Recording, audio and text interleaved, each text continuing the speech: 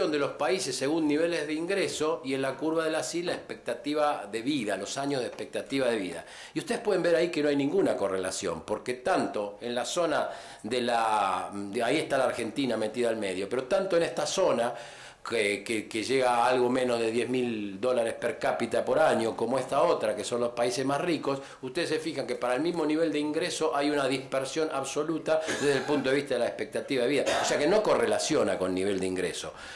Luego ellos lo que hicieron fue acomodar estos indicadores, una serie de indicadores, como puede ser expectativa de vida, desempeño en matemática y literatura, mortalidad infantil, tasa de homicidio, tasa de prisión o población carcelaria, embarazo adolescente, confianza en la sociedad, la obesidad, la enfermedad mental, la movilidad social, todos esos indicadores con un trabajo los fusionaron y los midieron nuevamente de acuerdo al nivel de ingreso de los países. Y otra vez no correlaciona, pero cuando lo hicieron en base a la desigualdad de esos países, medida en niveles de diferencia de ingresos entre los que más y menos ingresan, empezaron a correlacionar. Y lo hicieron con varias cosas, lo hicieron con el índice de bienestar de la infancia de UNICEF, y otra vez no correlaciona por nivel de ingresos, pero sí por niveles de desigualdad. Lo hicieron con la mortalidad infantil, lo hicieron con la cantidad de embarazos adolescentes, la tasa de embarazo adolescente, etc. Es decir, correlaciona mucho mejor que nivel de ingreso o riqueza de una sociedad el tipo de desigualdad que esa sociedad soporta. Lo mismo adentro de los países, adentro, no es solo entre países, sino que adentro de los países. Uno de los estudios que hicieron fue en Inglaterra, tomando los condados con mayor y menor desigualdad en la distribución del ingreso, y otra vez vieron que correlacionaba perfectamente. Y el sistema de salud inglés es el mismo para todos. Es un sistema de salud de clase mundial, que basado en impuestos, con acceso libre al puesto de atención, etcétera, que hoy en día está con bastantes problemas porque se le retasea el financiamiento por parte del gobierno conservador desde hace bastantes años, pero que sigue siendo, sin ningún lugar a duda, un sistema no fragmentado y equitativo. Sin embargo, lo que marca el desempeño sanitario es la desigualdad de los diferentes condados. En Argentina pasa algo parecido. Hay un trabajo interesante que fue hecho por la corriente Salvador Massa, la Escuela de Trabajo Social, de Psicología Social Pichón Rivier, que lo hicieron en la Villa 21 y 31 bis, sobre factores de riesgo. ¿Y qué se ve? Lo que todos imaginamos, que donde hay mayor nivel de pobreza, y eso mirémoslo en Buenos Aires, ahora voy a decir alguna palabra, los factores de riesgo, que pueden ser tabaco, que pueden ser falta de movilidad, que pueden ser hipertensión, que pueden ser factores como hiperglucemia, etcétera, están superiores, y superiores incluso a las encuestas de riesgo que viene haciendo a nivel país. Es decir, cada uno de los nichos de desigualdad, cada uno de los nichos que concentra, pese a que esto es población ocupada, en buena medida, ustedes saben que es un barrio, el 31. Y luego, ¿qué pasa? Otro trabajo muestra que de la evolución de 10 años, de las muertes por stroke en la Argentina, es 30% mayor en aquellos núcleos poblacionales con mayor necesidades básicas insatisfechas. Es decir que un militante sanitario del radicalismo directamente tendría que estar ocupándose de que la sociedad sea más igual, y seguramente se acompasarían todos los indicadores sociosanitarios, porque sabemos lo que son los determinantes sociales, sabemos lo que significa la epigenética y el impacto de los estrés en el curso de vida de la gente, pero ahora sabemos también, gracias a este tipo de trabajo, la correlación entre la desigualdad y lo que significa la enfermedad y sus outcomes. Obviamente cualquiera de ustedes puede saber que hay otras diferencias, y podemos decir que hay un 41% de diferencia entre aquellas provincias con mayor nivel de ingreso, esto es precrisis, así que habrá que redactarlo, respecto de las que todos conocemos como las más vulnerables, lo mismo que las regiones más vulnerables, entre las que está el conurbano. Yo intenté hacer sobre niveles de ingreso de las provincias y expectativa de vida, y me dio una cosa parecida, con menos países, pero me dio una cosa parecida a la que le daba Wilkinson, pero posteriormente cuando lo correlacioné con un proxy, porque no tenía la distribución del ingreso por provincias, el proxy era el NBI, me dio bastante parecido, al igual que la mortalidad infantil. Digamos una frase: la inequidad en la hermosa Buenos Aires. Nosotros hemos elaborado recientemente un documento con la doctora Juliana Finke, te lo presentamos para la discusión en la Comisión de Salud del Comité Capital, Y quería señalar algunos aspectos salientes. En la Ciudad Autónoma de Buenos Aires tenemos 265.000 personas pobres, la ciudad más rica del país, y unas 72.000 personas, que es un 2,5% de indigentes. Sin embargo, esta es una ciudad que el promedio no sirve. El sur y el norte no tienen nada que ver. El desempleo es 3 veces mayor en las comunas del sur que en las comunas del norte. El hacinamiento es 7 veces mayor en las comunas del sur y el hacinamiento crítico, más de 4 personas por cuarto, es 44 veces mayores. Es más, la comuna 1, que es una comuna rara porque incluye tanto Puerto Madero como Retiro como Constitución, esa comuna tiene un nivel de hacinamiento tan alto que uno tiene que pensar que si le restara Madero y Retiro, realmente serían niveles de África subsahariana. La mortalidad infantil es más del doble en las comunas del sur que en las comunas del norte, pero en 7 comunas tienen aún hoy, en 2017, la última medición existente, indicadores más altos que en 2010. 7 comunas del sur, prácticamente la mitad de las comunas, repito, tienen indicadores de mortalidad infantil más altos que en 2010. La mortalidad postnatal es la mortalidad posneonatal, perdón, que es la mortalidad después de los 28 días de vida, es la mortalidad que tiene que ver con las condiciones de vida de la gente, de los pibes y sus familias. Y esta mortalidad infantil este tipo de mortalidad infantil es 4 veces mayor en las comunas. Es decir, estamos hablando de 400% más en comunas del sur respecto de las comunas del norte, como se imaginan, Recoleta. Es decir, que la Ciudad Autónoma de Buenos Aires, bueno, ahora lo voy a decir, la Coqueluche es 11 veces superior en el sur que en el norte. La tuberculosis es 30 y pico de veces superior y la sífilis es 240 veces, 24.800% más en las comunas del sur que en las comunas del norte. El presupuesto de salud no dejó de bajar desde 2007 en términos relativos. Es decir, llegó a ser del 23% y está en el 15,7%. El 20% de la población de Buenos Aires tiene cobertura exclusiva del sector público. Es decir, que todo el presupuesto está puesto prácticamente, como ustedes se imaginarán, para el sector público, para ese 20% que está concentrado en el sur. Es decir, que el desempeño es muy pobre para las necesidades que existen, para el deterioro que hay, para los recursos posibles, y para tener en cuenta que está descansando sobre unos indicadores promedios que están calzados sobre la atención privada en el norte. Es decir, la gente no recurre a los CESAC, ni recurre a cobertura porteña, ni a los hospitales. Para ir terminando esto, les quiero decir lo siguiente. Cuando uno toma desde el punto de vista de los indicadores, yo ahí tengo algunas discrepancias porque, bueno, probablemente pueda ser, por un lado, insuficiencia técnica, pero por otro lado, no tengo duda que se están repitiendo datos sin analizarlos seriamente. Siempre desde el INDEC allí tenemos lo que significa el Producto Bruto según valor agregado argentino de 10 billones de pesos, unos 555.000, 560.000 millones de dólares. Y está la inversión en salud. Y yo se los pongo más grande para que se vea, son 615.000 millones de pesos, y esto a mí me da un 6,1% del valor agregado bruto. Es decir, deberíamos repasar si es cierto que las cifras de inversión argentina en salud son las que se dicen que son, o si son las que tienen este 6,1% en base a los datos de un INDEC recuperado.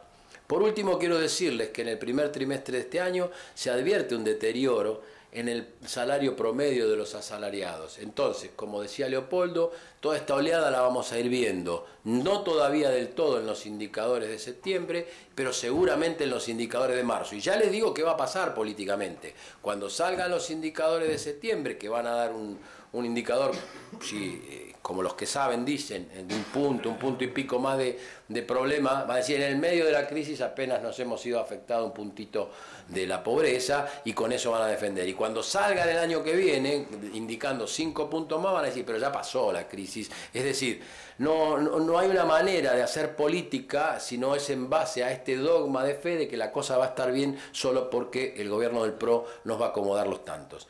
En salud se perdió un poco menos. Y por último, quería plantear lo siguiente. Me parece que la acción política nos exige tener un plano de abordaje como mínimo de 3 dimensiones. Por un lado tenemos una concepción ideológica, un sistema de ideas, de creencias, de modelos, de visiones, donde algunos coincidimos, otros tenemos diferencias, etcétera. Y allí se puede hacer una discrepancia. Yo no creo que haya claramente una afinidad entre la socialdemocracia y la democracia cristiana en cuanto al sistema ideológico. Creo que son creencias diferentes y respetables que convocan a la ciudadanía, cada una de ellas, para lograr su adhesión, pero que son bien diferentes. En el plano de la estrategia empiezan algunas discrepancias, porque cuando uno tiene una estrategia participativa, abierta, de debate político, etcétera, uno empieza a tener una riqueza de ida y vuelta y puede aceptar las discrepancias. Muchos de nosotros hemos pasado la vida militando en diferencias internas en el partido para alinearnos en pos de los candidatos ganadores, pero no esta negación de la posibilidad de discutir, la posibilidad de expresarse, este silencio estampa que ha presentado el partido desde el 30 y pico de abril o hasta ahora, que prácticamente no se ha expedido sobre ninguno de los temas mientras se derrumba la economía. Y por último, la gestión. Y aquí decididamente tenemos muchas objeciones sobre el plano de gestión. Es decir, que si nosotros queremos plantearnos una gestión en salud, bueno, yo voy a hacer algunos señalamientos que de la Comisión de Salud en nuestro documento, que lo discutimos en vaquería, que lo discutimos en plenario, que lo aprobamos, etcétera, nos parecen posibles y sobre todo, además, posibles en esta coyuntura política.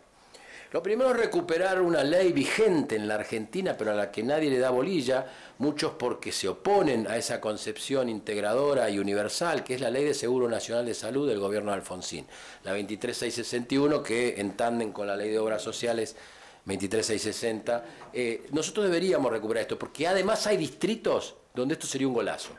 A saber, Jujuy tiene un gobernador radical. El ministro de Salud o la ministra de Salud tiene que dar cuenta por todos aquellos que no tienen otra cobertura que la cobertura del sector público. El Instituto de Servicios Sociales de Jujuy, que es el instituto de los empleados jujeños, cubre aproximadamente entre el 15 y el 17% de la población jujeña, tal vez un poco más. El PAMI tiene también el mismo signo político y gobernado a distancia es imposible. Concentrando esas 3 esferas y con uno de los artículos de la ley, el artículo 21, que dice que la nación financiará la mitad de aquellos que se incorporen por convenio, o sea, aquellos que no tengan cobertura o con otra cobertura que no sea el sector público, y que la otra mitad se la considerará cubierta con el presupuesto de salud de los ministerios, eso significaría una oportunidad para provincias que estén dispuestas a ingresar. Y les digo una cosa, Canadá construyó su sistema de salud a partir del éxito de una provincia, Yacastehuan, que hizo primero un sistema de salud, la nación lo vio, fomentó a las que querían entrar con un fondo de incentivos para que vayan entrando y así se construyó un sistema de salud. Segundo, una política nacional de medicamentos, que implique sacar al medicamento de esta situación en que se encuentra. Yo no sé si ustedes saben que ha crecido 300% los precios de los medicamentos y son precios para la gilada, son precios para el que va a pagar a mostrador. Porque todos saben, incluso los que compran mayoristas, que ese no es precio de referencia de nada, simplemente es precio sobre el cual aplicar el descuento. Entonces, con una política efectiva de medicamentos, vaya si nosotros tenemos con la ley de medicamentos del presidente Ilia y su ministro Doña Tibia, si tenemos trayectoria al respecto, pero en este momento además una necesidad, porque los medicamentos que van saliendo son cada vez más costosos y efectivos encima, con lo cual uno puede, en muchos casos, recuperar la salud de la gente, pero a un costo que la deja a las familias en catástrofes. Una política nacional que también produzca medicamentos. En este sentido hay un buen intento de todos los laboratorios provinciales de juntarse a producir medicamentos. No hay que producir aspirina para competir con Bayer, no va por ahí la cosa. Hay que producir regionalmente aquellos para las que se tengan mejores competencias. Ahora, por ejemplo, Santa Fe empezó con el misoprostol, pues que Santa Fe haga el misoprostol y otros que hagan alguna otra de las drogas posibles, y se compra en la India sin patente y listo. De hecho, hoy en día la industria nacional empaqueta un 33% de materia prima importada de la India, que es el país que más importamos materia prima para medicamentos. La vigencia plena de la ley de genéricos o de biosimilares o denominación común internacional, la 25649, que implicaría la prescripción por el nombre del principio activo y no por el nombre comercial. Esto también deja a los jubilados, a las familias, rehén de la prescripción médica y se transforma en una especie de mercado negro. Obviamente que apoyamos la sanción de la ley de evaluación de la Agencia de Evaluación de Tecnologías. Nos parece fundamental para que la tecnología no entre sin ningún criterio. En estos días hay discusiones muy fuertes sobre qué hacer con una droga para una enfermedad rara, pero lamentablemente con unos aproximadamente cerca de 300 a 400 casos en la Argentina, que sale $1 millón el primer año de tratamiento, o $750.000. El Ministerio está trabajando, la Agencia de Evaluación de Tecnología no salió. ¿Saben por qué no salió la Agencia de Evaluación de Tecnología? En el final del kirchnerismo no salió, no sabemos por qué, porque había consenso de todos los bloques que tenía que salir. No la sacaron por falta de vocación. Al principio los nuestros metieron la pata con una primera pasada por este Senado de la Nación, con alguna discusión bastante mítica entre una senadora y algunos de los funcionarios. Volvió toda comisión a foja cero y posteriormente alguien tuvo la genialidad de ponerlo en el paquete de reforma laboral para negociar con los sindicatos. Bueno, yo te calmo las obras sociales con esto. Y ahí está la Agencia de Evaluación de Tecnología a 3 años de mandato, cuando ya venía con un consenso varios años previos sin salir. La cobertura de enfermedades catastróficas. Esto significa, el Ministerio de Salud tiene pocas herramientas en este momento. ¿Por qué? Porque la salud pública es financiada al 80% por las provincias. Pero tiene una herramienta que es fundamental, que es la entrega de vacunas, la entrega de medicamentos. Y podría tener una herramienta que es la cobertura de enfermedades catastróficas, esa medicación que es de demasiado alto costo. Y tendría una herramienta de equidad, por un lado, para compensar desigualdad, y por otro lado, de intervención. La inviolabilidad, le puse este nombre, le ponemos este nombre nosotros en la comisión, porque decimos, no puede ser, bajo ningún punto de vista, por ninguna excusa, formal, real, económico, burocrática, lo que sea, que el rol de entrega de vacuna y medicamentos no se cumpla al 100%. No puede ser que todos los años tenemos que pasar por una circunstancia o no hay tubérculo estático, o no hay antirretrovirales, o no hay vacuna suficiente, o no se ha vacunado adecuadamente. Porque es lo único que tiene que hacer prácticamente el Ministerio. Entonces, funcionario al que no le aprueban el presupuesto o no le aprueban la licitación y ve que a 2 meses va a estar sin vacuna, bueno, se encadena la Casa Rosada y hasta que no le firmen, o si no se va a su casa. La cobertura universal de salud, que forma parte de una estrategia más amplia de la atención primaria de salud, pero que no tenemos la menor objeción, que tampoco creemos que vaya a dar vuelta el sistema de salud, pero creemos que puede ser un aspecto importante para señalar el tratamiento de algunas patologías.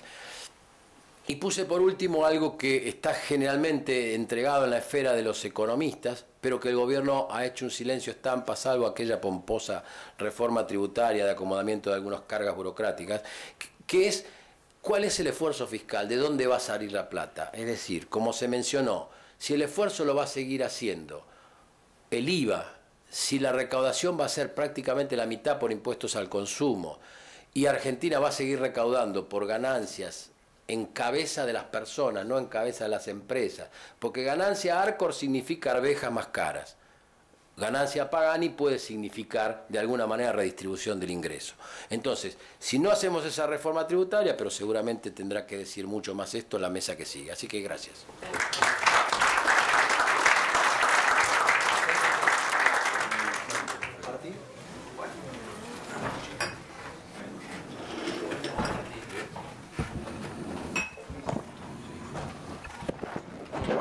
Para resolver el intríngulis que se planteó acerca de cómo me iban a presentar.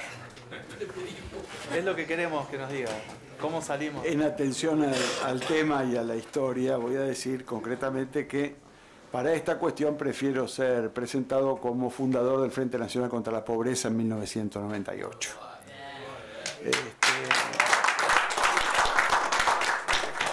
Si no les gusta este currículum, siguiendo a Groucho Marx, tengo otro, pero voy a usar este. Querría tomar al pie de la letra el título de la convocatoria, porque a mí me parece que no es casual la mención que hice al tema del FRENAPO. Argentina está discutiendo hace demasiados años la cuestión de la desigualdad. Argentina está discutiendo hace demasiados años las condiciones de pobreza. Diría, sin ánimo de establecer una cronología precisa, que en 1985 el INDEC sacó por primera vez el mapa de la pobreza en Argentina bajo la dirección de Luis Beccaria, y de aquel tiempo a esta parte se descubrieron los nuevos pobres, se descubrieron una infinidad de categorías, se modificaron las categorías de análisis de pobreza.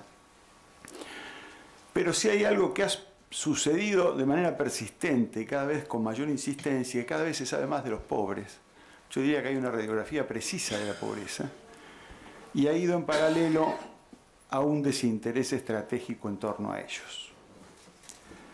Se sabe muchísimo más, se los cuenta, se los mide, se los pesa, se los estudia, se los proyecta, se los regresa en términos de regresión matemática, y la verdad que no le importa a nadie. No le importa a nadie porque la organización de la sociedad argentina tiene íncita en su manera de producir, de establecer mecanismos institucionales, de construir su imaginario, de establecer rutinas de funcionamiento que parten de la premisa, lo vuelvo a repetir, que los pobres no le interesan a nadie. La verdad es que esto me lleva a un punto que es, discutamos la desigualdad primero, porque tal vez, no necesariamente, pero tal vez los pobres tengan que ver algo con la desigualdad, pero la desigualdad es un problema mucho más grande y más grave en ese sentido. Primero porque la desigualdad no atañe solamente a cuestiones de ingresos. La desigualdad atañe a capacidades de realización humana. Y cuando digo realización humana no me refiero solamente a lo que uno tenga en el bolsillo, arriba de la mesa o sobre la cabeza como techo, sino a la capacidad de intervenir en la sociedad en la que está. Por decirlo de una manera sencilla, la igualdad determina la condición de ciudadanía. Uno puede ser pobre, pero tener mayores condiciones de ciudadanía. Es cierto que a mayor nivel de pobreza se va delimitando de manera cada vez más pequeña la condición de ciudadanía. Pero hay países que son pobres e igualitarios y no necesariamente han perdido la condición de ciudadanía. Y hay países que son ricos, desigualitarios, y están vaciando crecientemente su condición de ciudadanía. Este es el problema del siglo XXI. Y quiero entrar desde ese punto de vista, ya no invocando a Groucho, como recién con el currículum, sino a Carlos, en relación con la cuestión de la distribución del ingreso. Me refiero a Carlos Marx. Hay una tendencia íncita en el funcionamiento de las economías modernas que es a la polaridad en la distribución del ingreso. Es una tendencia grave que tiene por una pata la tendencia a la polarización en la distribución del ingreso y por el otro lado una tendencia creciente a la acumulación de riqueza, y son dos cosas distintas. Hay una situación pétrea o de no discusión, incluso de tendencia leve a la concentración en materia de riqueza, y una tendencia compleja en materia de distribución de los ingresos. Si yo lo viese esto a nivel mundial, encontraría que el 1%, como se mencionó en algún momento, de la población tiende a incrementar el ingreso, tienden a perder ingreso los sectores medios y trabajadores de las sociedades desarrolladas o semidesarrolladas, y aparece esta farsa o esta burla teórica que se ha construido, que es el incremento de los sectores medios por ingreso en el sudeste asiático y en África y en China. Lo que estamos viviendo en realidad es un proceso muy claro de proletarización de población campesina, salarización de relaciones precapitalistas de producción e inserción de una inmensa masa de trabajadores en la producción de excedente de la economía mundial. Mediado por una revolución tecnológica que hasta la década del 2000, 2010, tenía como norte la posibilidad de el rediseño, la relocalización de plantas para garantizar sobre la base del deterioro de la fuerza, del valor de la fuerza de trabajo, del valor no del precio de la fuerza de trabajo, la relocalización de empresas. Esa revolución tecnológica, la del gran redespliegue de línea de producción a la periferia, está siendo rediscutida desde mediados de los 2000 para acá, donde ya no es imprescindible y necesario mandarle a hacer las cosas a Singapur, sino que hay cosas que se pueden volver a hacer en Alemania y Singapur va a tener que discutir en qué se va a especializar ahora. Quiero decir esto porque la teoría que el proceso de crecimiento genera en algún momento, aquella vieja, para los que sean economistas lo van a recordar fácil, ¿no? La vieja U de Kuznets, ¿no? Está por lo menos en materia de controversia en este contexto. Digo, entonces, si uno tuviera que sacar una fotografía de la economía mundial hoy, diría, hay un 1% en materia de distribución de ingresos que concentra una cantidad importantísima de recursos, una caída de los sectores medios y bajos y esa proletarización de los sectores mundiales, de aquellos mercados que se han ido expandiendo al capitalismo y que hoy representan claramente, si uno mira al mundo, el mundo parece que mejora la clase media porque hay gente que cobra salarios y puede consumir en China. No porque las clases medias del mundo están vigorosas. De hecho, ahí viene el punto, si uno mirase a este mundo como está funcionando, diría que está pasando exactamente lo contrario. La teoría de las ganancias extraordinarias que se buscan en nuevos mercados, le hace mercados que antes no eran mercados y pasan a serlo, desde la seguridad social, la medicina, la seguridad, hasta la aparición de asalariados en terceros mercados, va generando nuevas masas de ganancia independientemente de los países donde suceda. Independientemente de los países donde suceda. Y estas lógicas de incrementar las tasas de ganancia lleva inevitablemente a problemas en ese nudo en el que todas nuestras sociedades están asentadas, que es la tensión entre la acumulación de capital y la legitimación social.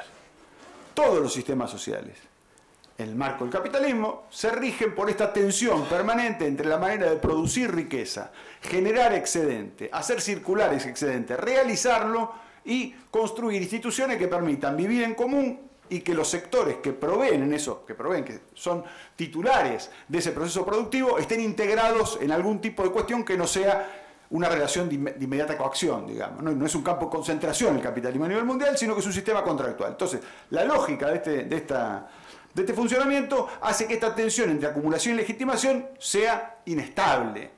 Quiero remarcar este punto, sea histórica, inestable.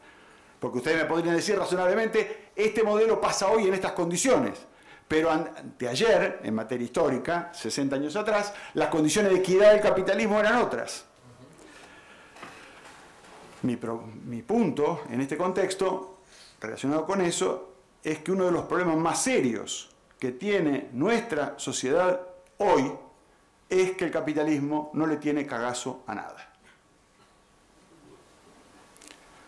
La lógica del capitalismo, siendo reformista, era cuando existía el peligro de la revolución. Por decirlo de una manera sencilla, para los que nos formamos en la década del 70, en el 70 había una gran discusión que era si la lógica era reforma o revolución. Bueno, el capitalismo nos explicó que no es ni reforma, ni revolución, sino explotación. Y ese es el contexto en el cual se está produciendo el desarrollo de la economía mundial hoy. Un capitalismo sin miedo no es reformista. Un capitalismo sin coaliciones sociales fuertes que lo disciplinen y lo limiten no es reformista ni adhiere a condiciones de crecimiento y de la igualdad. Voy a decir esto porque, del mismo modo que se planteaba recién que existen documentos y apelaciones a la igualdad, al sostén del medio ambiente, a las condiciones de género y una cantidad de cuestiones que ponderan condiciones de equidad y de preocupación social del capital por temas lacerantes, esto tiene que ver, y me parece que hay que entenderlo, como lógica de un proceso de legitimación de un proceso que tiene su eje en otro lugar. ¿Sí? Voy a decir un dato que lo pueden consultar rápidamente en internet, cuando el fondo presentó el documento mediante el cual se firma el memorando de entendimiento de la Argentina, el PowerPoint que el fondo suministra, tiene como último renglón, uno de los objetivos de este programa es el empoderamiento de la mujer en el sistema, no falta nada. Uno lo mira y dice, pero estamos de acuerdo, ¿dónde hay que firmar?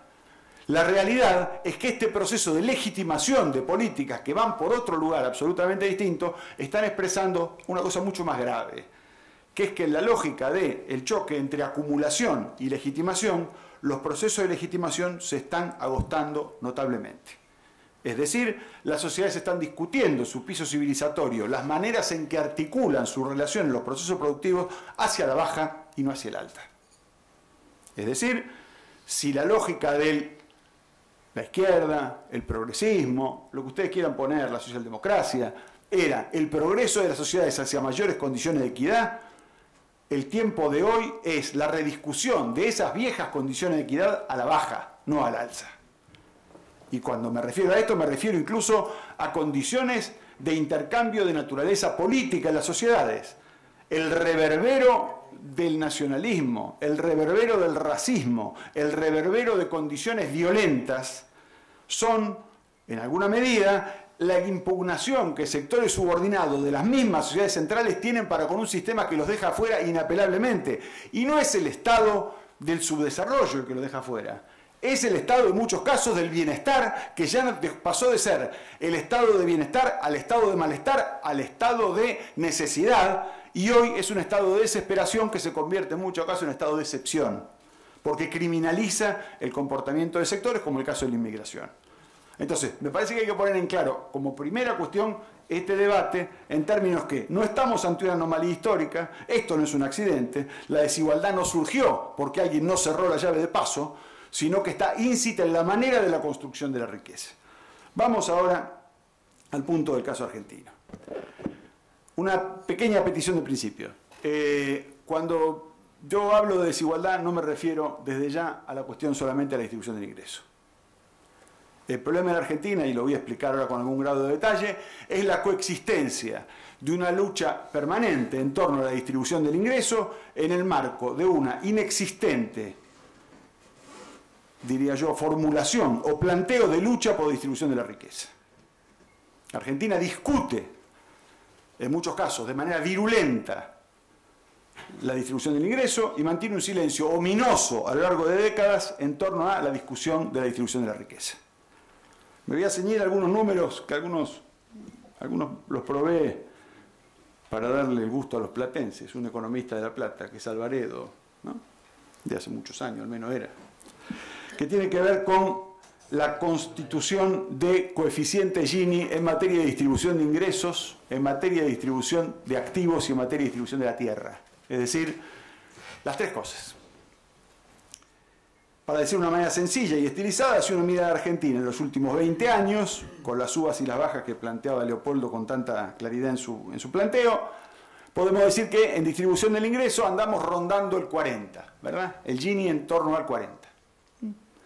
Pero cuando pasamos al Gini en activos, neteados de deuda, el Gini pasa a 0,74. Y cuando pasamos al Gini en tierras, pasamos a un Gini de 0,85. Ustedes saben muy bien que cuanto más nos acercamos al 1, son mayores las condiciones de desigualdad. En consecuencia, si ya tenemos problemas severísimos con la presentación de este 40 en ingresos, ¿qué está pasando en el conjunto de la sociedad para que ni siquiera esa discusión de la concentración de la riqueza emerja? No que estemos discutiendo de manera distinta, no que estemos planteando algo que es materia de controversia acerca de cuidado porque si tocamos la riqueza, no, para que emerja la discusión de la riqueza. No emerge. Es una ausencia que mata, como se diría en términos literarios. ¿Y por qué digo que es una ausencia que mata? Porque cuando nosotros vamos a algunos de los números que se plantearon aquí, este tema del 1% más rico de la Argentina, remito nuevamente a los cálculos de Alvaredo, el 1% más rico de la Argentina concentra el 16% del ingreso. Hay pocos países en el mundo que el 1 concentre tanto del ingreso. Diría que no más de 5. La Argentina debe ser el sexto. Pero lo que es llamativo también en esa cuerda, estamos hablando de la República Argentina, no de la familia esta que no se llama del supermercado, Walton. No estamos hablando de esos señores, estamos hablando de la República Argentina. Y estamos hablando de que el 1 por 1000 de la Argentina, el 1 por 1000 más rico, concentra el 7% del ingreso. Quiere decir que aquí tenemos un problema severísimo de polarización de la distribución del ingreso. Severísimo. Porque si ustedes comparan, en realidad el 40% más pobre de la Argentina, tiene menos ingreso que el 1% más rico. La tensión que en cualquier imaginario político nuestro, si nos llevasen a un aeropuerto a hacer una declaración sobre esto, a cualquiera, le invito a que levante la mano, lo bajan en el aeropuerto de un país, como nos ha pasado alguna vez, y nos dicen, ¿qué opina de la situación de...? Ustedes dirían inmediatamente, es insostenible. repugna cualquier condición. Bueno, señor, el sistema político está conviviendo en la Argentina con esto hace más de décadas y nadie hace nada. Entonces, algo nos repugna o algo está funcionando mal en el procesamiento entre la realidad de una cuestión lacerante que demuestra no que está concentrado en el 1% o el 1 por 1000, sino que ese 1% y 1 por 1000 pesa y mucho a la hora de una cantidad de tomas de decisiones que son estratégicas para la vida de cada mujer y hombre de este país y para el propio sistema institucional y para el propio plexo de derechos que nos agrupa. No es un tema menor el que esto no se discuta, no es un tema menor que esto no aparezca. Pero quiero avanzar un poquito más en esto, para que darle incluso un sentido que se entienda. Si yo tomase hoy, la última hipótesis de canasta de pobreza del INDEC, no, fíjense, no es menor, y digo, esta gente, el titular de una canasta de pobreza en ingreso, ¿no? Alguien que cobre, no sé, alrededor de 20 y pico mil pesos, tardaría más de 3 décadas en tener el ingreso de un mes. 3 décadas, estoy hablando, más de 30 años, del ingreso de un mes de uno del 1% de la población. Pero el 1% de la población tiene canasta básica por 2 horas y media de su tiempo. Estamos hablando de esfuerzo humano, ¿eh? Estamos hablando de esfuerzo humano. Estamos hablando de tiempo. Estamos hablando de energía, de expectativas, de relación y de sociabilidad de sujetos en esta sociedad. Para entender de qué estamos hablando cuando hablamos de distribución del ingreso. La distribución del ingreso no es un sobre todo, es un como vivo. Y en ese como vivo está claro que hay un señor y o señora que gasta en 2 horas y media lo que a otro señor le cuesta nada más, nada menos que un mes. Esto es Argentina. Quiero plantear entonces algunas cuestiones que tienen que ver con esto, porque a mí me resultaron muy sugerentes los planteos de Leopoldo en términos de la secuencia de la evolución en la distribución del ingreso. Y ahora sí me voy a concentrar en el tema de distribución del ingreso, no en términos de los números, pero sí en algún tipo de formulación analítica. Si yo miro esos mismos datos, y ponderando el hecho de que lo hayan construido, la interpretación, no voy a ser exégeta de lo que ellos hacen. Voy a usar algunos de los datos, porque lo otro sería algo que está muy de moda en Argentina, que es decir al otro lo que el otro no dijo. Así que voy a hacerme cargo de lo que digo, nada más. Lo que pasa en Argentina, en los momentos de expansión, es que se discute el ingreso entre los 2 tercios de arriba y cae un poquito en el tercio de abajo. En los momentos de expansión crece el empleo, en algunos casos precario, en condiciones informales, hay mejores condiciones laborales, hay mejor salario y por un proceso de lógica de legitimación hay un sostén adicional a los sectores que están sumergidos. Sectores que, por decir de una manera sencilla, y como lo enseñó una vez un economista británico hace muchos años, que se llamó John Robinson, hay algunos que ni siquiera pueden esperar para ser explotados, ¿no? Ese tercio son los que no pueden explotar ni siquiera no pueden esperar ni siquiera para ser explotados. Harían cola para ser explotados. La realidad es que son explotados en términos sistémicos, porque son la condición de supervivencia del sistema, manteniéndolos como fuerza, ya no de reserva en materia de ejército industrial de reserva a la Marx, sino como reserva de legitimidad del sistema para deprimir expectativas sociales, operar como campo de maniobras de una lógica paternalista del Estado y como mecanismo de victimización de esos mismos sectores a quien se responsabiliza de su situación personal. Quiero ser preciso en esto. La vulneración conceptual de las políticas sociales, aún de las que son plantadas como universales, tiene que ver con que el imaginario colectivo hace que a cada uno de estos sujetos la percepción de la distribución de beneficios esté asociada con su fracaso personal y no con el castigo inclemente y canallesco que el sistema social establece sobre mayorías.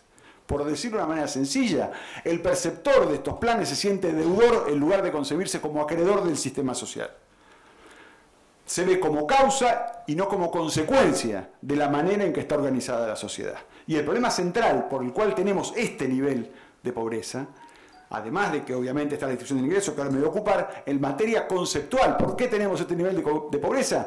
Es porque nosotros no nos sentimos deudores de los pobres, sino porque creemos que los deudores son los pobres. Si la sociedad en su conjunto empezase a discutir las maneras por las cuales aparece la pobreza, se sostiene la pobreza, se sostiene a la gente en esa condición de baja supervivencia, de mal vivir, la discusión de la pobreza sería otra. Quiero ir entonces ahora a la cuestión de qué pasa en las recesiones. En las recesiones sucede lo que bien planteaba Leopoldo. Empeora la distribución del ingreso, empeora en muchos casos todavía menos para los pobres indigentes, porque con estos sistemas de legitimación hay que evitar estallidos, entonces caen todo el resto, pero no tanto caen ellos, pero se perforan los techos y los pisos. Los techos y los pisos en materia de ingresos, hay que sacar el eufemismo, son techos y pisos en materia de condición de vida, porque el ingreso hace, en hogares que dependen del ingreso monetario por vía de salarios o transferencia, hacia condiciones de vida. Cuando uno dice perfora los techos, y como bien decía Leopoldo, me hizo acordar un trabajo que a nosotros nos dio una polémica brutal en la década de los 90, cuando dijimos en las recuperaciones los trabajadores y los pobres pierden, pero las recuperaciones no recuperan todo lo perdido. Hubo una polémica atroz, ustedes lo recordarán, con Pablo Guidotti, con Cavallo, que nos acusó poco menos de hacer terrorismo conceptual. Pero la realidad es que esto pasa. Entonces el que cae vuelve a subir, pero nunca vuelve a subir al estatuto de vida que perdió. Y no estoy hablando de pobres e indigentes, estoy hablando de gente que está integrada arriba de la línea de pobreza en condiciones de vender, de vender su fuerza de trabajo o de al menos acceder a algún mecanismo de venta de su fuerza de trabajo. Ahora la pregunta que inmediatamente uno le viene en la cabeza es, bueno, este es el problema como está planteado. ¿Qué es lo que garantiza que haya expansiones o retracciones? Leopoldo lo planteaba de una manera mucho más estilizada, más fina y más sofisticada, planteando la cuestión macroeconómica, el escenario internacional y la interacción entre actores sociales y las instituciones del mercado laboral. Yo, un poco más bruto, voy a decir 3 puntos en este contexto. La economía argentina en los últimos 50 años ha mostrado características de expansión en base a 3 grandes elementos. El cambio de la situación internacional, le hace incremento de los volúmenes o los precios internacionales, las condiciones de sobreexplotación de su fuerza de trabajo y las condiciones de sobreendeudamiento. Para decirlo en términos sencillitos, el capitalismo argentino crece cuando el mundo le hace un favor con los precios, cuando los trabajadores aguantan más de lo que deben y cuando el mundo te presta más plata de la que vos tenés. Esta es la dinámica del capitalismo argentino y esta es la manera en que luego después se mide la distribución del ingreso, la evolución del empleo, la lógica de inserción internacional. Claramente tenemos que entender que si esta es la forma de andar, voy a dar 2 o 3 ejemplos simples. La reconversión argentina del año 2001, la salida de la crisis del 2001, que planteó, como bien lo decía Leopoldo, una abrupta caída de la desigualdad, se hizo sobre la base primero de una brutal transferencia de ingresos de los trabajadores a los capitalistas de 5 puntos del Producto Bruto Argentino. Y si yo esa misma curva la leo en condiciones de qué pasó entre inflación, inversión, producto y distribución del ingreso, veo que a los 5 años, cuando se agota el big push de esos 5 puntos del producto, la Argentina empieza a tener problemas macroeconómicos, porque lo único que le queda, el único motor que le queda en ese contexto es el mantenimiento de las condiciones internacionales. El ciclo virtuoso del kirchnerismo, no abro juicio con esto sobre su política económica, digo, el ciclo virtuoso en términos estilizados, fue la coexistencia de un fuerte impulso inicial de sobreexplotación del trabajo y digamos, de caída del valor de la fuerza de trabajo y un incremento sustantivo de los precios internacionales. Bien, la pregunta es, ¿cómo mantener esto, digamos, ¿no? O sea, si uno dice, miren, funciona de esta manera, ¿cómo se mantiene? ¿Cómo se mantiene esta lógica de concentración de la riqueza? La premisa que yo tengo es que uno de los problemas de estancamiento y de desigualdad que plantea la Argentina es que no puede sostener con su actual aparato productivo, con su actual inserción del aparato productivo y con su actual matriz de distribución del ingreso, no puede sostener una lógica de crecimiento y desarrollo y tampoco puede sostener una mejora en las condiciones internacionales de inserción. Por decirlo de manera sencilla, así como vamos de crisis recurrente en crisis recurrente y pidiendo o que nos vuelvan a salvar los precios y el comercio internacional, o que nos vuelvan a salvar los laburantes aguantando de más, o que el mundo nos vuelva a prestar. Pero claramente es un problema severísimo de organización social. ¿Por qué digo esto? Porque para mantener esta forma de distribuir el ingreso, y hago eje, ahora no en la distribución del ingreso como resultado, voy a hacer eje en la distribución del ingreso como causa. Les pido que hagan ese clic en la cabeza. Yo entiendo que a veces es complejo, pero a veces es necesario.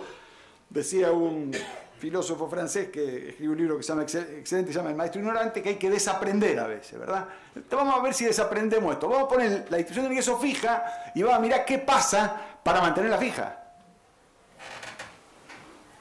Si yo fuese entonces no el trabajador que tiene que mejorar el salario, sino el capitalista que no quiere perder su tasa y su masa de ganancia y que no quiere perder su empresa, y el que tiene activos financieros que no quiere que se los puncionen y así suma y sigue, ¿qué pasa en la economía para que eso se mantenga? Y pasan básicamente 5 cosas. La primera de ellas,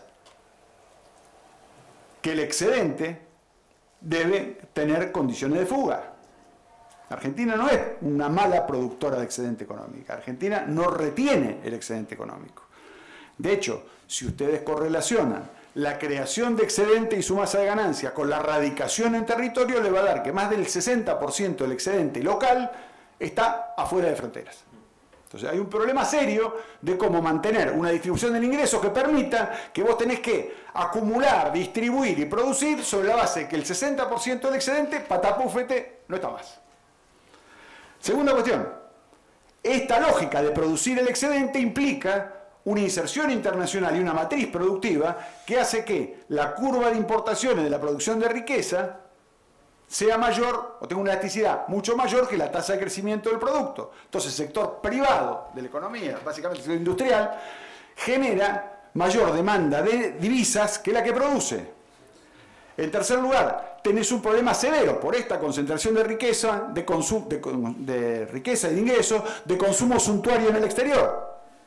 Y tenés en paralelo una transferencia de regalías y un tema no menor, que lo quiero decir con todas las letras, un déficit fiscal. Yo el déficit fiscal, me van a permitir, voy a hacer una vieja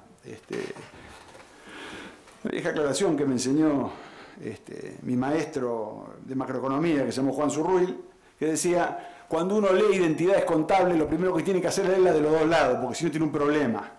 Porque, claro, si una identidad tiene un signo igual, no implica causalidad, ¿no? Hay que leerla de los dos lados. La causalidad se indica con 2 barras y una flecha. Acá una identidad no genera eso. Digo esto para que veamos también con esto de desaprender que la lógica del déficit fiscal es, por definición, idéntica al superávit del sector privado. Cuando el sector privado de la Argentina, de tantos otros lugares, protesta contra el déficit fiscal, lo primero que tiene que decir es, muchacho, ¿qué te estás llevando que no estás poniendo? En el caso de la Argentina, en particular, por razones que no voy a plantear hoy, hay claramente una definición de los sectores dominantes de la Argentina de establecer una lógica de rebelión fiscal asentada por políticas públicas. Voy a tomar no con ánimo de colorear esto con datos de este gobierno, pero voy a tomar un dato de hoy. Salieron los cálculos de déficit y superávit fiscal estimado para este año.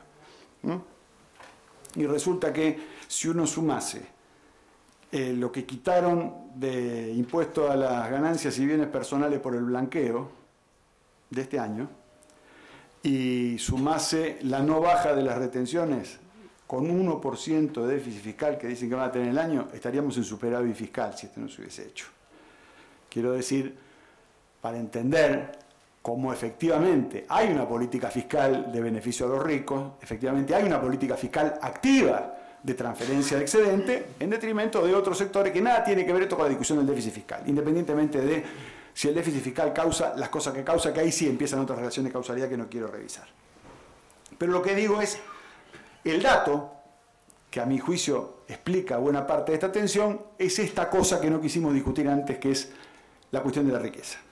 y me tomo un minuto para hacer una precisión teórica. La discusión de la riqueza en los países en desarrollo tiene que ver obviamente con el tema de la propiedad inmobiliaria y tiene fundamentalmente que ver con los activos financieros.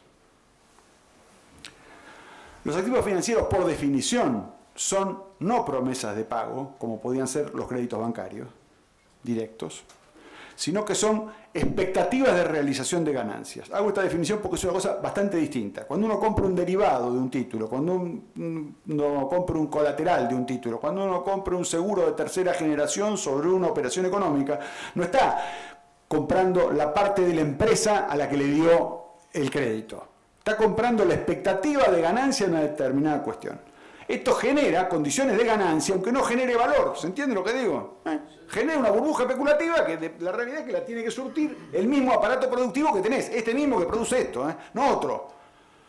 O sea, esta burbuja especulativa la tiene que alimentar esta economía argentina, no la economía de Japón, ni la de China, ni la de Estados Unidos. Esta porquería que tenemos acá, que hemos señalado que tiene estas condiciones, tiene que sostener esa economía especulativa. Entonces, el problema que estamos teniendo más grave, y es por eso que la deuda pública adquiere este carácter, es que hay que financiar esta lógica de sostenimiento de esta cuestión con deuda. ¿Por qué la deuda? Del mismo modo que el déficit fiscal es superávit del sector privado, la deuda pública es incremento del patrimonio privado. ¿Sí? No es una discusión de causas, es una discusión de identidad contable. Digo, hasta Duhovne puede entender esto, no es broma. Entonces, cuando uno hace este tipo de cuestiones, tiene que tener bastante en claro de qué es lo que está hablando. Ahora bien, uno podría decir, bueno, mirá, es cierto que las condiciones son estas, es cierto que tenemos este problema, miremos qué se puede hacer con esto. No quiero alargar demasiado, pero quiero señalar alguna cuestión. Si el sistema tuviese condiciones de sostenimiento, la primera cosa que uno mira, al menos cuando estudiaba economía, cuando yo era chico, es el componente de la tasa de acumulación, ¿no? La tasa de acumulación en una economía es cuánto de la inversión bruta fija en relación con el producto se aplica. Dicho en términos más estilizados de academia, uno podría decir que la tasa de inversión mide el compromiso capitalista con el futuro. Si el capitalista se corre, dice, miren, acá no hay futuro, en consecuencia no hay inversión, ¿no? Entonces uno mira la tasa de inversión en Argentina y se encuentra con, en primer lugar, que es una de las más bajas del continente, y en segundo lugar, lo que es más importante para analizar, es que dentro de esa tasa están invertidas las proporciones. En el común de los países que no tienen esta propensión al crecimiento de esta naturaleza, 2/3 de esa tasa se ubican para la compra de maquinaria y 1/3 en materia inmobiliaria. En la Argentina está estrictamente dado a la vuelta. Es decir, hay 2/3 de inversión en inmobiliaria y 1/3 en maquinaria. ¿Qué está queriendo decir esto para que lo entendamos en términos macroeconómicos? Vuelvo a repetir, que todo este sistema de ganancias empequeñece, aún con una inversión que es la más baja de América Latina, aún con la peor calidad, las presiones sobre esta lógica.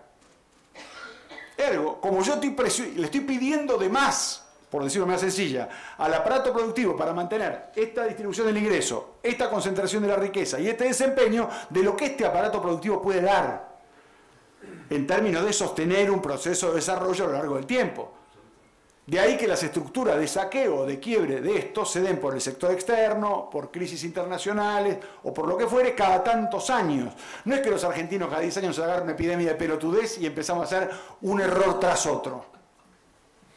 Es un problema serio de conformación de la estructura productiva y su relación con la distribución del ingreso y la concentración de la riqueza. Porque entonces ahí viene el segundo punto que quería señalar. Supongamos que está mal el tema de la inversión, pero es lo que hay. Entonces me tomé el trabajo, hace algún tiempo, de hacer un cálculo adicional de esto. Que es, bueno, esto mide la cantidad de recursos que la economía destina para la inversión. No necesariamente mide el esfuerzo, porque yo estoy midiendo un resultado al medir la inversión. El resultado de cuánto del ingreso pongo en materia de las ganancias anteriores. Pero hice un cálculo adicional, que es la relación que existe entre lo que invierto y la masa de ganancia de la economía. Entre las ganancias netas, sin deuda, para medir entonces cuánto de lo que efectivamente gana el capital vuelve en materia de inversión, para ver si eso se netea en la fuga, se netea en la acumulación de riqueza, que no tenga que ver con la producción de riqueza. La sorpresa que da esto, son datos del INDEC los que estoy utilizando, es que el 50% del excedente, es decir, solo el 50% de la relación entre inversión bruta fija y masa de ganancia neta se destina a inversión. Solo el 50%. El resto es una discusión aparte. ¿Qué quiero decir con esto? Lo que demuestra esta lógica, desgraciadamente, es que cuando uno empieza a discutir la cuestión de la desigualdad, y voy tratando de cerrar, no está discutiendo en realidad el costo de sacar gente de la pobreza. Cuando uno discute en serio la cuestión de desigualdad, la primera cosa que le aparece es que para sacar gente de la pobreza es poquito el esfuerzo económico y financiero que hay. Con 5 puntos del Producto Bruto Interno de la Argentina sostenidos en el tiempo, en Argentina la pobreza tiende a decrecer abruptamente. Los pobres son muy baratos en Argentina, lo que son caros son los ricos. Este es el problema. Mantener la estructura de riqueza, de la Argentina es lo que es ominoso. Porque efectivamente hay que hacer todo esto que los vine acompañando a ustedes en el pensamiento, para que efectivamente lo otro quede igual. Y cuando el otro empieza a descajetarse, porque aparece resistencia obrera, porque aparece el Estado queriendo punzar el excedente, porque aparecen otro tipo de discusiones, empieza el efecto de serrucho y de crisis. Pero repito, el problema no es el combate a la pobreza en su significación económica. El problema es el mantenimiento de la riqueza en su significación económica. De allí que ese silencio me lleva a una conclusión fácil, que es, Marx decía una frase famosa en el Capital que dice te fabula narratur, ¿no? De te fabula narratur. Están contando tu historia, ¿no? Entonces uno cuando mira la preocupación de los sectores políticos, de los sectores medios, de los trabajadores, en torno al futuro, están hablando de tu historia cuando hablan en el mundo de esta lógica de polarización, pero están hablando de tu historia cuando al no hablar de la riqueza terminan hablando de tu pobreza. Muchas gracias.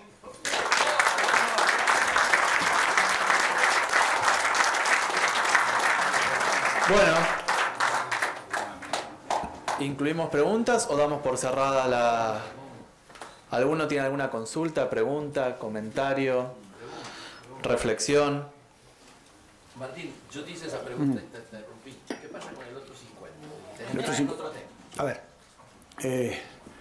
voy a tratar de ser corto para así damos un lugar a... el otro 50 esencialmente en materia de fuga en la Argentina. Este tema de la fuga es un problema sempiterno. Es gracioso que no se analice, lo digo esto con pesar. El gobierno estuvo moviendo la cola como perro muy contento cuando salieron las cifras del blanqueo. Recuerdan que dijeron se blanquearon alrededor de 120.000 millones.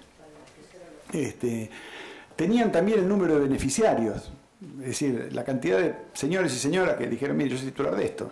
Es un número ultra pequeñísimo, son menos de 4.500 tipos los relevantes.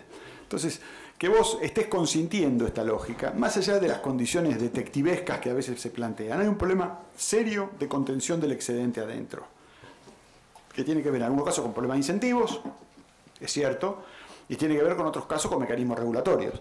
Ahora, si tu lógica de tratamiento en general del excedente es solo la teoría del incentivo, el mundo, lo voy a decir bien a lo bruto, siempre encuentra más miserable y más necesitado que vos. Entonces, ¿por qué demonios? Voy a dar un caso ahora que me tocó sí vivir la función pública. Nosotros teníamos una gran duda en los 80 en relación con los capitales que habían prestado en Argentina. La realidad es que a mí ahora no me lo quita nadie de la cabeza, pero en aquel tiempo la duda la tenía, que era que muchos de los capitales que se habían prestado eran autopréstamos de argentinos. No solo los autopréstamos que se blanquearon con el Banco Central, sino capitales que entraron a la Argentina y que eran de argentinos. Sucede, la realidad, es que si no se entiende el funcionamiento en general de las idas, entradas y salidas de capital. Yo no los quiero aburrir a ustedes, pero hay infinitos trabajos hechos sobre la fuga. De hecho, hay un excelente trabajo del Instituto Cefidar, que tenía antes el eje en el Banco Central, el Banco Nación, que analiza esto. Pero la realidad es que la no retención del excedente es un problema estratégico, frente a lo cual hay que tomar definiciones. Ahora, el problema de la discusión del excedente es una discusión doble. Es, ¿cómo hago para retenerlo? En consecuencia, ¿cómo discuto con el capital vis a vis que se radique? Y la segunda, ¿qué estructura regulatoria tengo para que no se me escape? Porque está claro que va a haber tendencia a escaparse.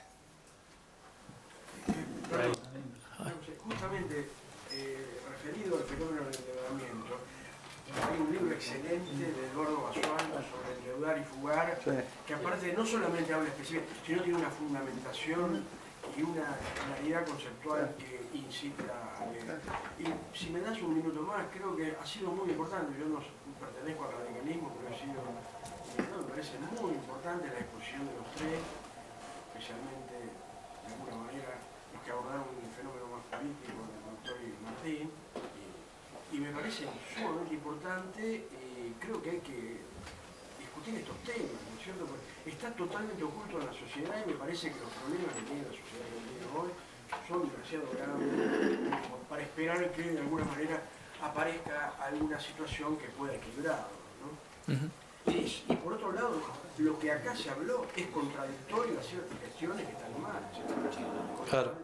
Que avalo lo que se puede ser útil con lo que digo. ¿Allá? Yo quiero hacer un solo comentario. Que me parece que es lo que deja ver lo que ustedes expusieron. El problema básico es un problema político. Acá no se habla de política. Es decir, acá se habla por los medios fijan la agenda, la gente discute sobre la grieta. La grieta real acá es la grieta que hay, que es desde el punto de vista social, entre los que pueden y los que no pueden. Y que los que no pueden, el único salvataje que tienen es que hay políticas diferentes a la que están marcadas. O sea, por la vía que vamos, estamos chocando la cabecita. Y la Argentina, como dijo Martín, cada 10 años, año más, año menos, entra en una nueva crisis. Ahora, claro, si no se pone ninguna regla y dejamos que la sociedad se maneje en términos del mercado, está claro quién va a ganar, quién va a acumular, quién va a concentrar y de dónde se va a transferir. Por lo tanto, me parece que el tema central es este tipo de actividad reproducible en distintos ámbitos y empezar a trabajar seriamente en una alternativa política distinta a la que está en curso. Esa alternativa política tiene que surgir de alianza entre sectores del trabajo, sectores de la producción y sectores políticos que no estén pensando en su beneficio personal, que no estén pensando en acomodar a su grupo de amigos. Y lo digo en una casa como esta, que es el Senado de la Nación, que a veces tiene discusiones que son vergonzosas. Entonces, la única alternativa que hay para salir de esto es con una propuesta política distinta, progresista, con un modelo de desarrollo, con un modelo de producción. Si la Argentina no produce los 30.000 millones de dólares que tiene que pedir afuera, se va a seguir cada vez entorpeciéndose más y determinando. Entonces necesita una revolución pacífica, política y democrática. Sí, allá. Sí, para el primer expositor de Leopoldo. Sí. Sí, en términos de desigualdad, digamos, tener la economía argentina del 2011, en términos de PBI per cápita, digamos, estancada, digamos, la hace más desigual, digamos, está estancada tantos años, digamos, bueno, este año va a ser probablemente una recesión. Después lo segundo es, bueno, el número, bueno, como mostraste el coeficiente de Gini, respecto al año 74, no sé si el primer año que se hizo, bueno, eso si lo tomamos en términos comparativos puede ser que estábamos muy cerca de los países nórdicos en esos años, quería consultar. Después, al segundo opositor, quería consultar respecto, bueno, hablaste del tema de la pobreza infantil, que aproximadamente es un 50%, ¿no? Eso nos dice que en 20 años la mitad de la fuerza laboral en la Argentina va a haber tenido padres o abuelos pobres, ¿no? Y esto no es un estigma de ninguna manera, ¿eh? No, quiere decir que esa gente va a haber carecido de cosas elementales, que son, digamos, para la creatividad humana, digamos. Pero bueno, eso queremos estar en términos laborales. El 50% de la masa laboral va a ser nacidos madres pobres. Lo segundo era respecto a, bueno, el tema del gasto en salud, que había mostrado en términos del PBI, que era el 7%. Yo trabajo en cuentas nacionales, colaboro en la cátedra de cuentas nacionales de la Facultad de Ciencias Económicas de la UBA. Quería consultarte si ese ese número que es bastante, digamos, 7%, digamos, capaz no se refleja tanto en calidad. Si hay bastantes ineficiencias, digamos, en ese gasto, digamos, tener tantos sistemas, digamos, si habría que integrarlos, como se planteó una vez, en los 70 se planteó una ley de integrar, digamos, el sistema, digamos, bueno, o el tema de las obras sociales, digamos, con la famosa ley de Onganía que se entregó el poder, digamos, si eso habría que replantearlo, digamos, porque el gasto es muy alto y en términos de calidad no se ve eso, también repensar ese verdadero integralismo. Y lo tercero, al tercer expositor, digamos, ¿qué costo y cómo se puede recuperar? Digamos, tener 400.000 o 300.000 millones de dólares fugados, tan frisados en el exterior, digamos, ahorros argentinos, que digamos no sirvieron. ¿Cómo se podría pensar una política para retornar esos capitales, digamos, al país? Y bueno, muchas gracias. Ok, sí, respecto a lo primero, bueno, me hago yo igual. Para que se grabe. Ah, ok. Ah, pero si sabía que se grababa, decía otras cosas. Claro. Ahora los voy a tener que matar a todos. Antes de irme. No, respecto a, bueno, a la relación entre estancamiento y desigualdad, obviamente no es una ley de hierro esto y depende del país. Pero en nuestro país normalmente no hay mejoras en la desigualdad en periodos de estancamiento y de recesión. Yo hablé de recesión, de la relación negativa esa. Normalmente no vemos, bueno, en Argentina normalmente no vemos mejoras sostenidas en la desigualdad, pero menos probables aún que ocurran periodos de estancamiento. Cuando hay menos para repartir, obviamente. Ocurre eso. Y respecto al nivel del Gini 74, sí, el valor que tenía ahí en el 74 es más o menos el que tienen los países nórdicos hoy.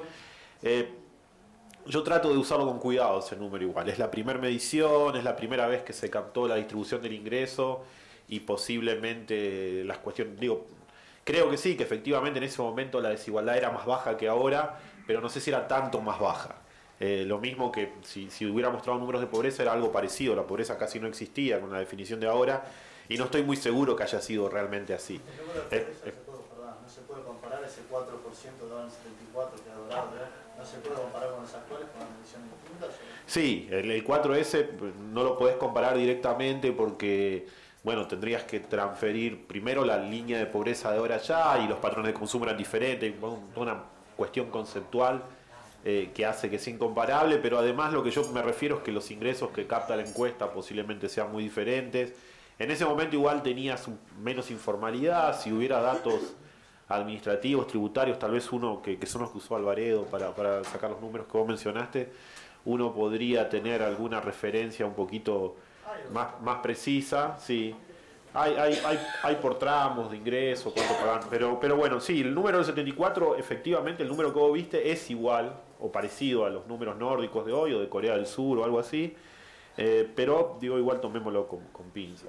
Sí, porque es que lo de los años 74 en Argentina no te parecían a Suecia. No, claramente.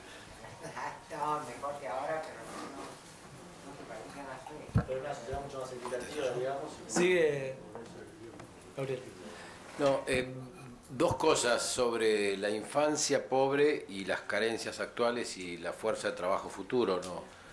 Bueno, todos nosotros hemos señalado y venimos coincidiendo hace bastante tiempo que no solamente es una fuerza de trabajo proyectada al futuro con padres, abuelos, sin las condiciones, sin el bagaje cognitivo desde el punto de vista académico probablemente, o el bagaje desde el punto de vista sanitario.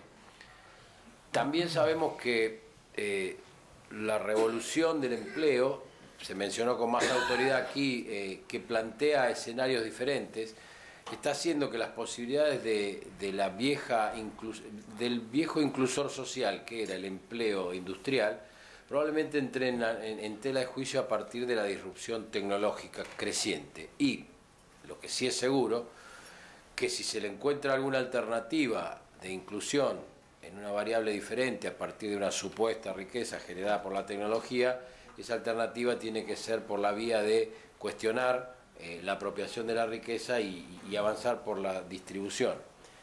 Me doy cuenta que lo que estoy diciendo tiene un grado de abstracción, pero quiero decirte lo siguiente. Si llegan, van a ser una fuerza laboral precarizada. Si llegan, porque en el nivel de deterioro que se observa, si bien la estadística acompaña y las tasas de mortalidad en general, por el solo paso del tiempo, van disminuyendo, o sea, hagan lo que hagan los gobiernos, sean buenos, sean regulares o sean malos, cuando la mortalidad infantil no cae, es porque algo muy malo pasó. Pero aunque no se haga nada bueno, cualquier sociedad ve caer progresivamente sus tasas de mortalidad infantil. Pero cuando yo planteo si llegan es porque cierto nivel de deterioro expone a esa misma población infantil a epidemias que uno pensó que estaban y que de hecho se denunciaron como erradicadas en América Latina. Bueno, actualmente hemos tenido algunos casos paradigmáticos en Buenos Aires sobre sarampión, una enfermedad que la OPS había decretado erradicada en 2016. Y nosotros tenemos sarampión porque tenemos sarampión autóctono, porque se ha bajado del nivel de 95%, que es la medida de inmunización rebaño, quiere decir, si uno inmuniza el 95%, el 100% está inmunizado. O sea que van a hacer, van a tener pruebas en su salud durante el presente y el transcurrir, y van a tener una mala educación para una inserción futura. Y la segunda pregunta que me hiciste a mí era, no sé si eso contesta en parte la preocupación de la primera etapa, lo que impacta sobre la infancia actualmente, esta desatención. Pero la segunda pregunta, si hay un grado de ineficiencia en el sistema, y si eso está dado por la fragmentación del sistema, todo el mundo, incluso muchos sanitaristas que hay acá, van a contestar en general coincidiendo con la pregunta retórica, y es que la fragmentación del sistema da una alta ineficiencia. Pero yo lo que quisiera señalar es simplemente que no sea una consigna. Japón es un país que tiene 3.000 seguros de salud. 3.000. Alemania tiene 200, 300, una cosa así. Y los dos son buenos sistemas de salud. Inglaterra o España son países que tienen Servicio Nacional de Salud basado en tasas, en impuestos, etc. Hay seguridad social en Grecia y no anda bien, y hay seguridad social en Alemania y anda bien. Entonces, sin consigna, yo podría decir que sin duda el sistema está plagado de ineficiencias. Lo que sí estamos planteando nosotros es que aún así las palancas que tiene el funcionariado público a partir de decisiones de menor o de mayor escala son perfectamente posibles de ocasionar resultados en el corto y mediano plazo mucho más positivos que los que hay ahora. Si hay ineficiencia, no tengo la menor duda que hay ineficiencia, como en el resto de los sectores de la inversión pública argentina se podría mejorar muchísimo. Si la ineficiencia está dada o no por la existencia de obras sociales y la diferencia, a mí me parece que está dada la ineficiencia por la falta de una rectoría y una política pública, para lo cual, para tener capacidad de rectoría, lo que hay que hacer es meter la mano en el bolsillo e invertir, porque si decimos que todo el sector público de la Argentina tiene 80% financiado por cada una de sus provincias, 10% financiado por la nación y 10% financiado por los municipios, es bastante poco probable que los que gestionan los hospitales, los centros de salud, que son las provincias y los municipios, vayan a seguir adhiriendo a una política nacional si no hay una contraprestación en inversión pública que convoque de alguna manera algunos resultados sobre los cuales me voy a comprometer. Es decir, transferencia por resultado. Yo no tengo duda que hay mucho para hacer, pero quería marcar por las dudas esos dos atenuantes. Ah, brevísimo para no abusar. La verdad es que los mecanismos de recuperación de fondos fugados son materia de cooperación internacional y de largo plazo. Diciéndolo en términos sencillos, la preocupación de la Argentina es cómo construye soberanía fiscal, soberanía monetaria y redespliegue productivo sin apelar a ahorro externo. Sea ese ahorro externo en términos de ahorro de terceros en el exterior o de residentes radicados del excedente afuera. Esa discusión de estas tres cosas que tienen por consecuencia, o debe tener por eje el crecimiento de la igualdad, no como consecuencia, que debe tener por eje el crecimiento de la igualdad, son materia de definiciones políticas que sí atañen a la lógica del excedente, pero no del excedente fugado, sino del excedente que se crea. Repito, Argentina es una economía que crea suficiente excedente para generar un proceso sostenido de ahorro e inversión, lo que no genera un excedente suficiente para garantizar la actual distribución del ingreso y menos aún la actual distribución de la riqueza. Bueno, muchas gracias. Cerramos esta mesa. Un break y volvemos a la mesa siguiente. Gracias. Bueno, muchas gracias a todos.